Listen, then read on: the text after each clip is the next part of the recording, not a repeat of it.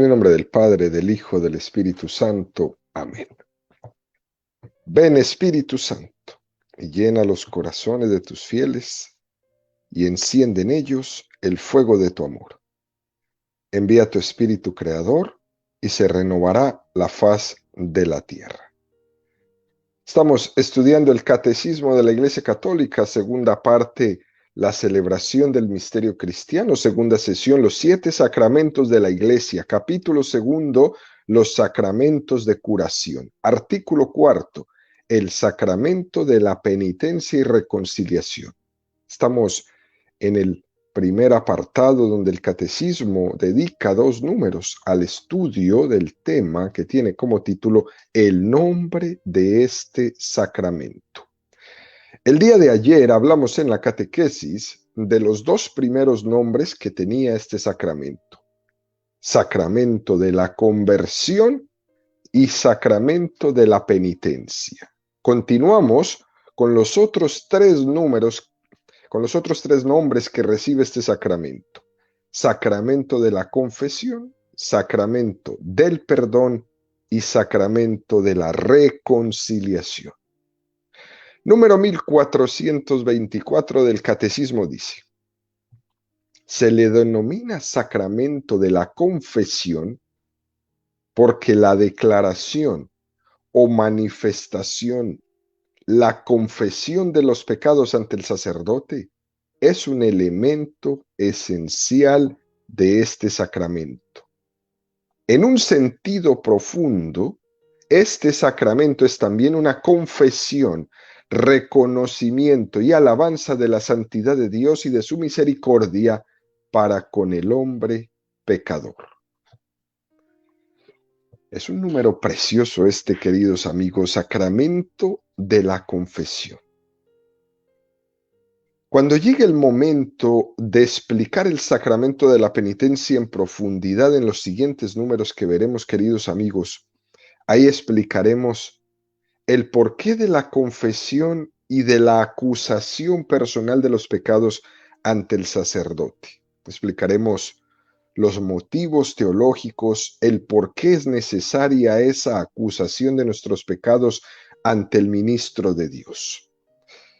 Pero aunque sea brevemente, en esta explicación de los nombres, llama la atención que uno de los nombres que se le da a este sacramento sea sacramento de la confesión, siendo así que la confesión de los pecados es uno de los 5 elementos que tiene el sacramento de la confesión. ¿Cuáles son los 5 elementos que tiene este sacramento? El primero es el examen de conciencia.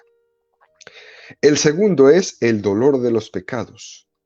El tercero es el propósito de enmienda. El cuarto es confesar los pecados al sacerdote. Y el quinto es cumplir la penitencia. Estos son los elementos para una confesión bien hecha. Pero es interesante ver cómo dentro de estos 5 elementos, el cuarto es el que se queda como grabado en nuestra memoria y es el elemento que se usa para dar el nombre a este sacramento: confesión. ¿Por qué ha sido este elemento, confesar los pecados al sacerdote, el que ha dado este nombre, o el que se ha utilizado, el que se ha quedado entre nosotros, ¿no? Y esto es así porque viene a responder a esa educación que hemos recibido desde pequeños los cristianos, ¿no? A la importancia de ser transparentes, de no tener doblez, a que resplandezca la sinceridad. A nosotros, desde que nos han empezado a formar nuestros padres, han hecho hincapié, ¿eh?, de ese dime todo, no importa lo que sea. Yo no sé si cada uno se acuerda cuando rompíamos algo en la casa y uno siempre tiene la tendencia a esconderlo para que la mamá no se dé cuenta.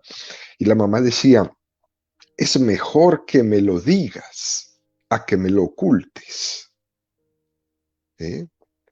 Puede ser mayor la malicia de ocultar una cosa mal hecha que el propio hecho de haberla hecho.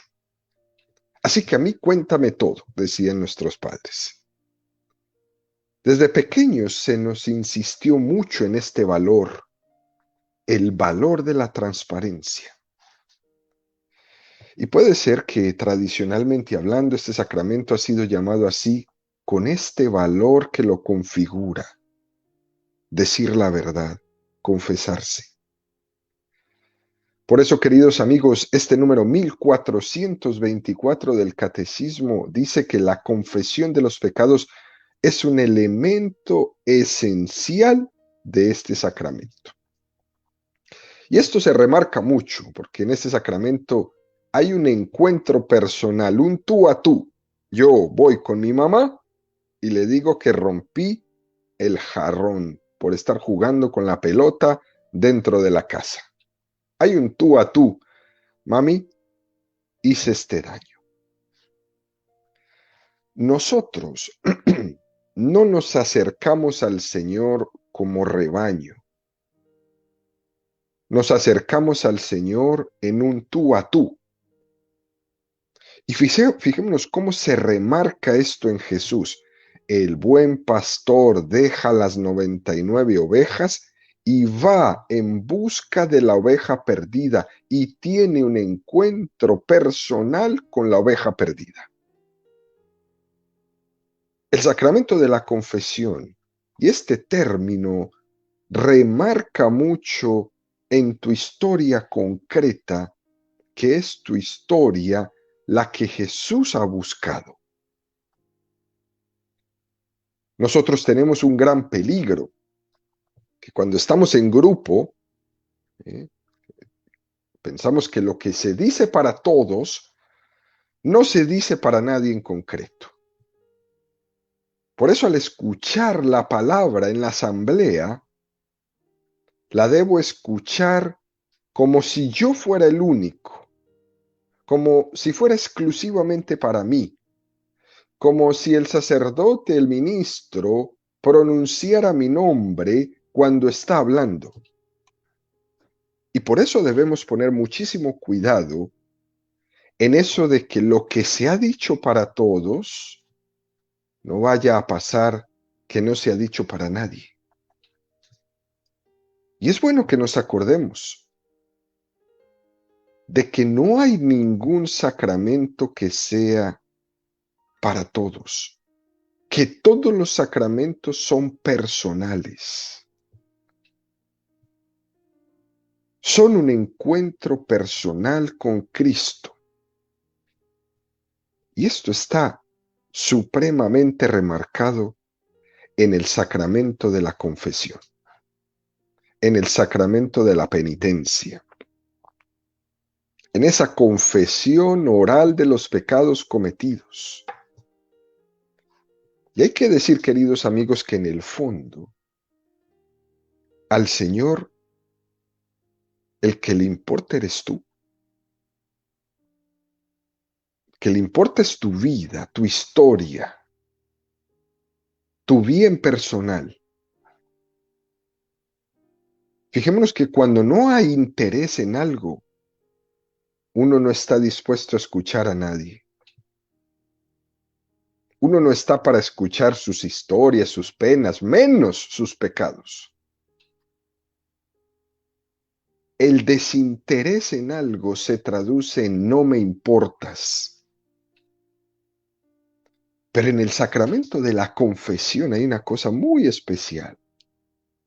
Es Cristo el que escucha mis pecados, porque le intereso, porque me quiere, porque le interesa mi historia. Por lo cual, queridos amigos, podemos decir que el sacramento de la confesión es signo de interés. Cristo me dice a mí en la confesión, me importas tú. Qué cosa más hermosa esta. Es el sacramento de la confesión el que subraya que ante Dios somos desnudos, que es la única forma de estar ante Dios en su presencia. Y fíjense, queridos amigos, San Agustín animaba a los cristianos al sacramento de la confesión y les decía esto: acúsate y Dios te excusará. No vaya a ser que si tú te excusas, Dios te acuse. Remarcaba San Agustín la belleza de la autoacusación, la belleza de ser transparentes ante Dios. Acúsate y Dios te excusará. En el libro del Génesis, después del pecado original, se plantea una serie de excusas. Yo no lo hice, fue la mujer la que me dio. Yo no lo hice, fue la serpiente la que me tentó. Y es todo un proceso de excusas en vez de acusarse de su pecado. Motivo por el cual hace que Adán y Eva no tengan la capacidad de redención. Se excusan. Sin embargo, fijémonos, queridos amigos, cuando David comete ese pecado tan nefasto de haber llevado a Urías a la muerte y quedarse con su esposa, y es sorprendido por el profeta Natán, que lo denuncia, David cae en cuenta y reconoce y se acusa de lo que ha hecho. Él tiene un acto personal de acusarse delante de Dios. Él se acusa en vez de excusarse y eso conmueve a Dios. Cuando hay un arrepentimiento contundente, sincero, es normal que ese arrepentimiento se traduzca en una autoacusación sincera. Pero cuando el arrepentimiento es insuficiente, no es verdadero, se suele traducir en una acusación disimulada, queriendo repartir las culpas entre todos los que están a mi alrededor. Es como cuando hay una porquería y en vez de limpiarla, se prende el ventilador y se esparce por todas partes la porquería. Porque pensamos que al expandir la porquería, parece mentirosamente que uno se siente más aliviado, porque como todos están manchados, entonces yo me siento más limpio. Mi suciedad ya no contrasta tanto con la blancura que me rodea. Como dice el refrán, mal de muchos, consuelo de tontos. Y esta es pues la grandeza de la autoacusación. Después les decía San Agustín, no vaya a ser que si tú pretendes ser tu propio abogado defensor, Dios sea tu fiscal. Sé tú tu propio fiscal y entonces Dios será tu abogado defensor. Esa doctrina tan hermosa de San Agustín conecta perfectamente con ese principio de pedagogía en el que hemos nosotros sido educados desde pequeños. Esa importancia de ser transparentes, de decir las cosas aunque nos dé pena al inicio, de no ocultar nada por más malo que sea. Y continúa el catecismo y dice, en un sentido profundo, este sacramento es también una confesión, reconocimiento y alabanza de la santidad de Dios y de su misericordia para con el hombre pecador. Es decir, cada vez que nos confesamos, no se trata únicamente de confesar mi pecado, confesar lo feo de mi vida. Cuando uno hace eso, al mismo tiempo está confesando lo mejor de Dios. Y esto es muy hermoso en el sacramento de la confesión. Cuando me confieso, estoy confesando lo mejor de Dios. Ir a manifestar mis pecados ante el ministro de Dios es ir al trono de la misericordia. Si grande es mi pecado, mayor es tu misericordia. Y volvemos a tomar a San Agustín. En el libro de las Confesiones de San Agustín, él narra la historia de su vida y no tiene ningún reparo de contar toda la historia de su pecado, todas las vueltas que dio en su vida, todo lo que hizo, dónde se metió, las sectas en las que participó, los errores que promulgó, la manera como trataba a su madre de nunca escucharla. Él cuenta todo y no lo hace por morbo. Trata de que él, al contar la historia de su vida, está alabando a Dios. Qué grande es Dios, qué misericordioso ha sido conmigo. Y su confesión se convierte en una alabanza a Dios, como se convierte la mía y como se convierte la tuya.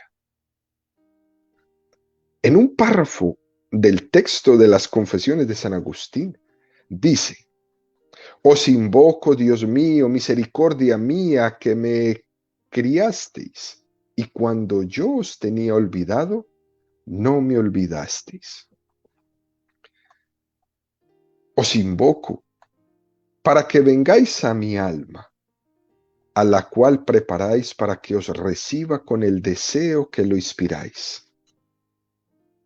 No desamparéis al que ahora os invoca, pues que antes que os invocara, me provinisteis y frecuentemente insististeis con muchas maneras de voces para que de lejos os oyese y me convirtiese y os llamase a vos que me llamabais. Porque vos, Señor, borrasteis todos mis méritos malos para no dar su merecido a estas mis manos que os hicieron traición,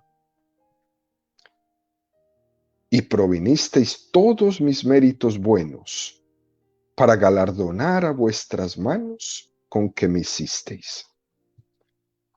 Porque antes que yo fuese, erais vos, ni era yo algo para que me otorgarais el ser, y sin embargo, he aquí que yo por vuestra bondad, que previno todo eso, porque me hicisteis, porque vos no tenéis necesidad de mí, ni yo soy tal bien del que vos pudierais ser ayudado, ni puedo en tal manera servirnos como para que os fatiguéis en el obrar, o para que no sufra mengua nuestro poder.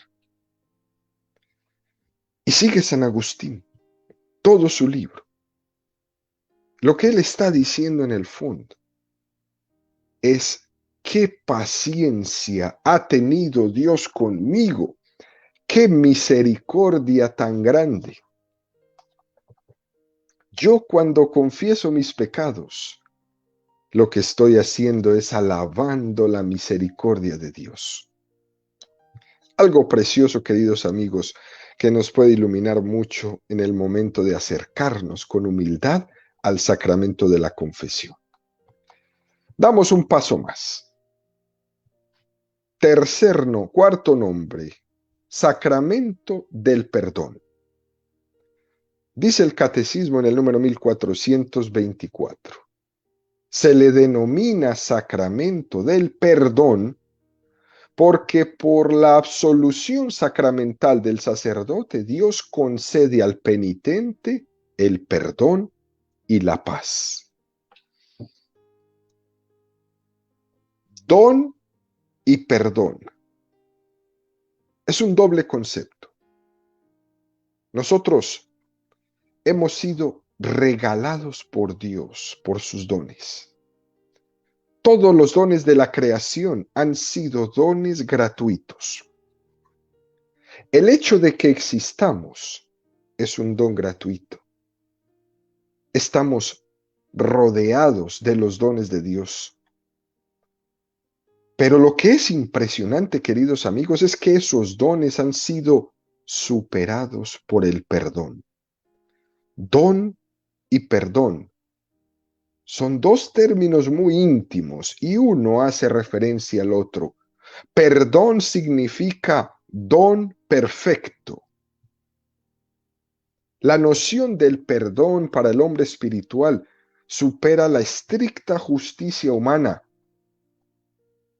como si nosotros participáramos del exceso de la bondad de Dios. Perdonar no es solamente dejar sin afecto una deuda. ¿Sí? Además es que no se perdona a la fuerza. Dar y perdonar pertenecen al orden del corazón. Y esto es en el sentido más bíblicamente hablado. Se trasciende la mera relación humana. Es algo que me trasciende plenamente. Y fíjense, queridos amigos, para entender un poquito más esto. Este perdón de Aquino nos regala una distinción entre lo que son los dones. Y Santo Tomás de Aquino nos habla de los dones de naturaleza y de los dones de gracia. Y él insistió en que eran muy infinitamente superiores los dones de gracia a los dones de naturaleza. Decía Santo Tomás de Aquino, la creación es un don de naturaleza dado por Dios. Pero es verdad que los dones de gracia, como el perdón, que se nos dé el perdón de Dios, es algo que supera todos los dones de naturaleza. Por eso es más grande el perdón que la creación.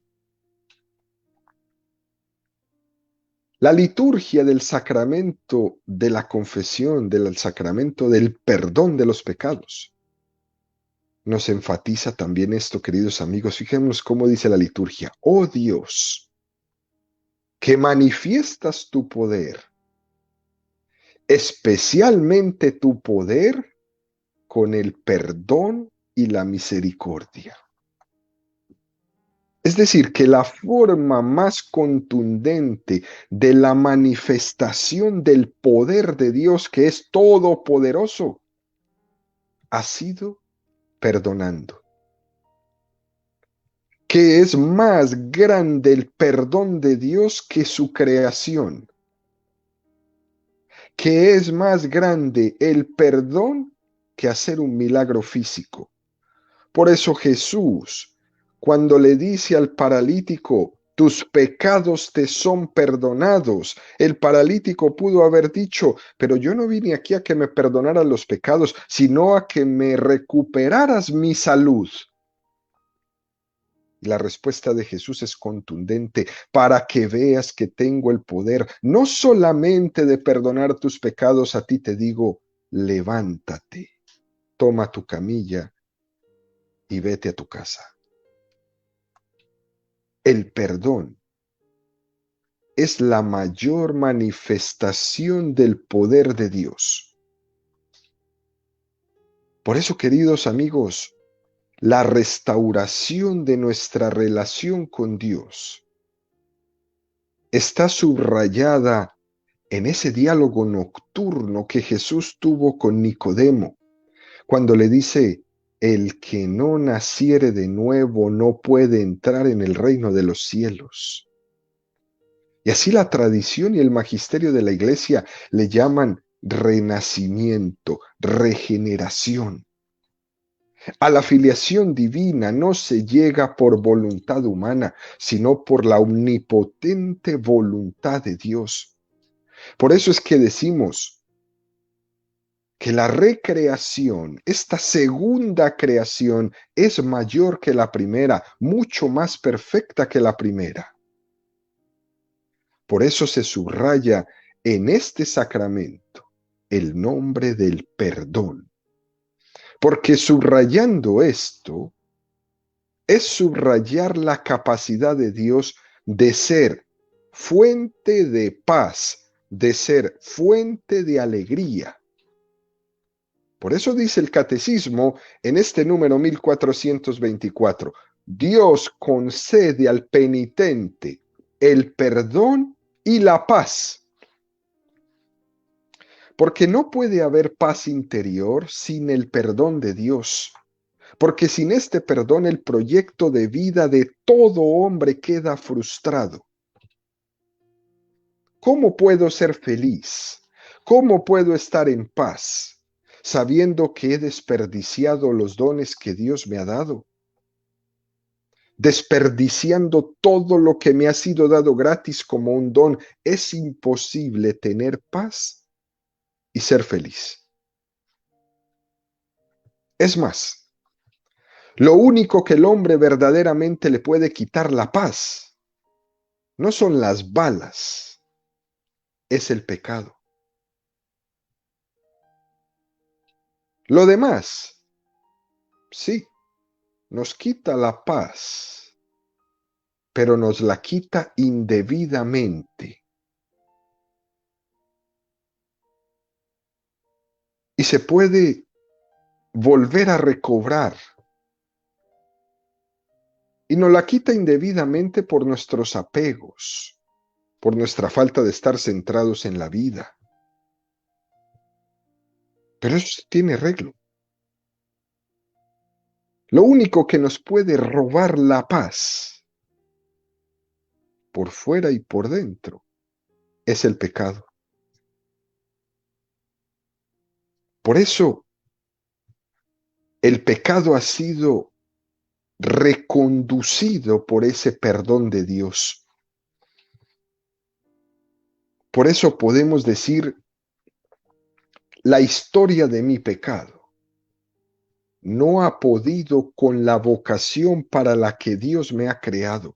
Mi pecado no ha sido capaz de destruir mi vocación. Dios en todo momento puede reconducir, y el sacramento de la penitencia, del perdón de los pecados, ayuda a tener una psicología más equilibrada para poder entender esto. Uno de los motivos de que haya tanto desequilibrio actualmente en los seres humanos es este. El hombre necesita el don de la paz interior. Y este don viene cuando uno recibe el abrazo del perdón. Mientras eso no pase, estamos buscando por todas partes personas que nos ayuden, que nos aconsejen, que nos disculpen, que nos digan, que nos orienten, pero no estamos atacando lo que me está robando la paz, lo que me está destrozando la vida, lo que me está destrozando el alma, no lo estoy atacando. Necesito sentirme perdonado para recobrar la paz y la alegría interior. Por ejemplo, en las enemistades, esas que son largamente sostenidas entre familias, amigos, esas enemistades acaban destrozando interiormente a las personas, acaban endureciendo el corazón. Si uno se va habituando, si uno va haciendo callo en una situación de enemistad, eso genera dureza de corazón y la alegría va desapareciendo. Y todo va ayudando a cambiar malamente mi carácter. Y uno va haciendo una situación anómala, la va haciendo natural. Y hace de algo que no es natural, algo que parece natural. El perdón es necesario para la alegría. Y sin perdón se va haciendo un carácter amargado, cínico, endurecido. Uno ríe por no llorar. Pero que nos quede muy claro, queridos amigos, que el perdón es necesario para vivir en paz y en alegría interior. Esa capacidad de pasar la página, de que el pasado no nos devore, no nos aplaste, es básico. Y por eso el catecismo hoy remarca esto en el sacramento del perdón. Y por eso en la liturgia de este sacramento dice que nos concedas el perdón y la paz. Eso es lo que dice el sacerdote en el momento que perdona tus pecados. Dios Padre Todopoderoso, que reconcilió consigo al mundo por la muerte y resurrección de Jesucristo y derramó el Espíritu Santo para la remisión de los pecados, te conceda por el ministerio de la Iglesia el perdón y la paz. El perdón y la paz, la misma fórmula del sacramento, une estas dos palabras, porque una paz que no esté basada en el perdón es falsa. Y hoy en día, queridos amigos, es necesario decir esto por todas partes porque estamos hartos de los gobiernos, de las instituciones que se dedican a proclamar que estamos en paz, que están en procesos de paz, que es importante la paz, pero no es una paz que está basada en el perdón. La paz no es verdaderamente un cálculo de egoísmos consensuados. Eso no es paz. La verdadera paz es la que parte de un arrepentimiento sincero, del que se obtiene el perdón. Sin esto, la paz está construida sobre papel. Es como un castillo de naipes. Tiene que ser la paz basada en lo básico, en el perdón. Por último, queridos amigos, damos un paso más al último, quinto nombre de este sacramento, el sacramento de la reconciliación. Dice el número 1424.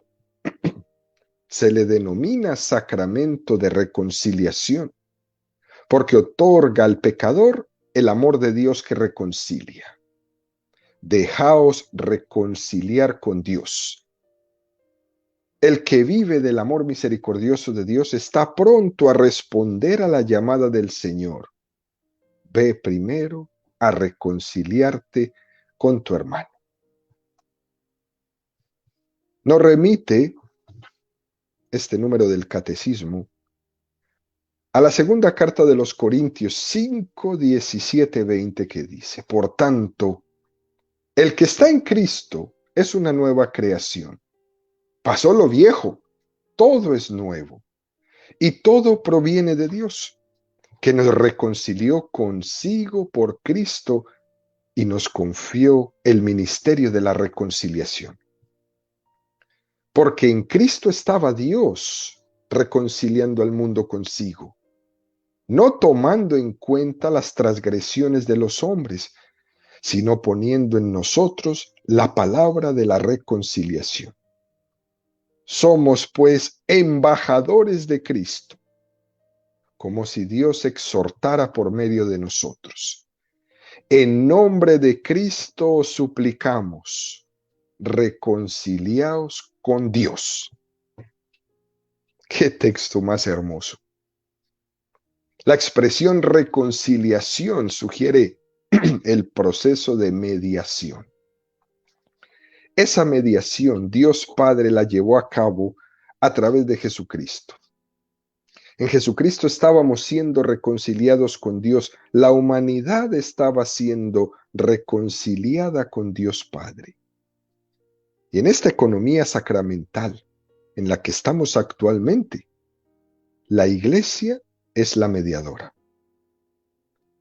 En este misterio de reconciliación, es Cristo el que nos está reconciliando con el Padre a través del sacramento que se da a través de la Iglesia. La palabra reconciliación significa volver a conciliar, volver a unir, volver a la comunión. Porque el hombre ha sido creado para vivir en comunión con Dios y el pecado ha roto esa conciliación.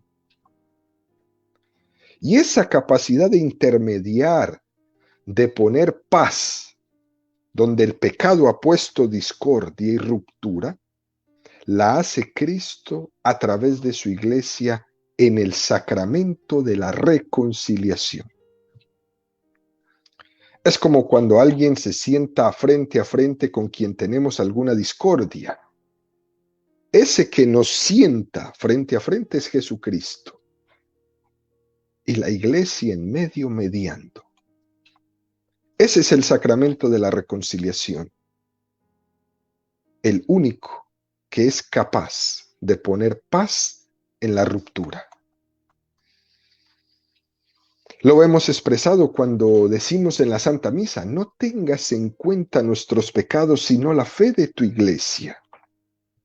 Los que hemos sido perdonados por el sacramento de la reconciliación, tenemos que ser también reconciliadores, tú y yo, extender ese don que hemos recibido hacia otros hermanos. Que intentemos en todo momento llevar la reconciliación con Dios a aquel que ha roto la comunión con Él, intentando reconciliar a los que están enemistados entre sí, a los que están distanciados por la ofensa. Mateo 5, 21, 24. Habéis oído que se dijo a los antepasados: no matarás, y aquel que mate será reo ante el tribunal. Pues yo os digo, todo aquel que se encolerice contra su hermano será reo ante el tribunal, porque el que llame a su hermano imbécil será reo ante el Sanedrín, y el que le llame renegado será reo de la gehenna de fuego. Si pues al presentar tu ofrenda en el altar, te acuerdas entonces de que un hermano tuyo tiene algo contra ti, deja la ofrenda allí delante del altar y vete primero a reconciliarte con tu hermano. Luego vuelves y presentas tu ofrenda. Se está hablando de la reconciliación como ese paso previo a presentarse ante Dios. El hombre no puede presentarse fracturado ante Dios. Cuando Caín, después de haber matado a su hermano Abel, estaba ante Yahvé, Dios le decía: ¿dónde está tu hermano? Cada vez que decimos a Dios, Padre mío, Él nos dice: ¿dónde está tu hermano? Tu hermano también me llama Padre. Dios nos creó en comunión de amor y en comunión de familia. Y esa comunión tenemos que hacer todo lo posible de retornar a ella siempre. Y la única manera de retornar a ella es por medio del sacramento de la reconciliación.